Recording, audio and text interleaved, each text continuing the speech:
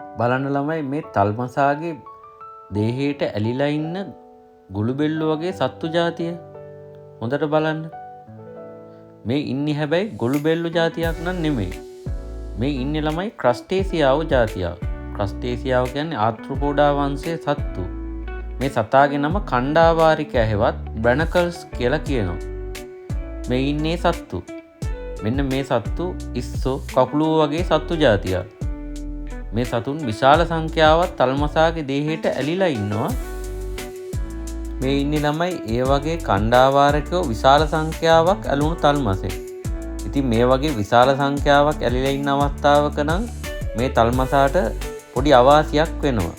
නමුත් ළමයි මේක සහභෝජී පෝෂණ සම්බන්ධතාවය නිසා තල්මසාට වාසියක් හෝ පාඩුවක් සිදු නොවන අතර කණ්ඩාවාරකයට පමණක් වාසියක් අත් වෙනවා කියලා අපි අපේ විෂය නිර්දේශයේ සඳහන් කරනවා.